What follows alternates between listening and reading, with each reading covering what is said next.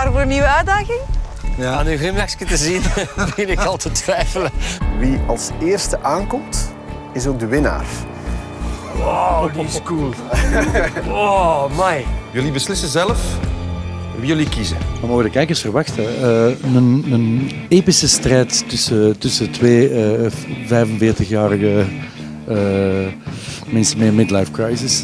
Nee, echt een wedstrijd. Het is echt een wedstrijd geworden. Tom en ik hebben zoiets van, weet je, als de uitzending begint en de opdracht is gegeven, dan is het misschien leuk voor de mensen om alvast een kant te kiezen. Vele mensen zullen dat sowieso doen, voor Tom of voor mij. Maar misschien is het ook leuk om dan een keer te laten afhangen van de opdracht en dan te denken, volgens mij is Waas daar beter in, of is Wouters daar beter in. Waarom moeten de mensen voor Team Waas kiezen? Omdat je toch graag wilt winnen, denk ik. Hè?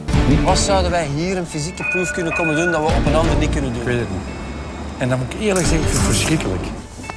Wat komen wij hier doen? Wat komen wij hier doen?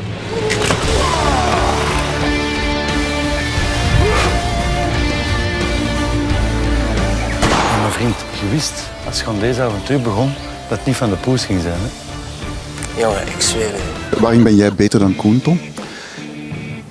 Eerlijk, in alles eigenlijk. Ja. Ik zou niet kunnen bedenken... Tom kan zich sneller ergeren dan ik, of Tom is veel gejaagder in alles en ik ben veel kalmer doorgaans in alles.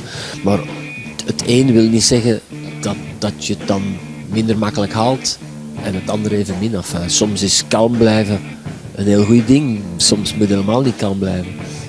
Allee, ik zal een mening geven, het is een betere zanger. Nou. Wouters.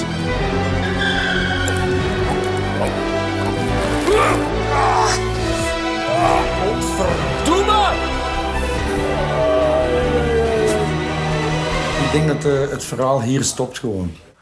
Ja, vergeet het. Vergeet het! Ah! Ik had in Tom Destrom geen tegenstander buiten mezelf. En hier heb ik een tegenstander die geduchtiger is dan... echt geduchtiger dan ik dacht. Koen heeft zich volledig gesmeten en ik heb me echt moeten dubbelplooien. Dus ja, het is zwaarder dan Tom Destrom. Maar wat je wel hebt in een Dakar-rally is dat je in situaties terechtkomt waarvan je denkt dat ze uitzichtloos zijn. En dat is het uiteindelijk nooit.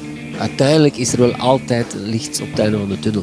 Dus dat kun je soms wel gebruiken, die instelling of die wetenschap, dat het wel ergens uitkomt.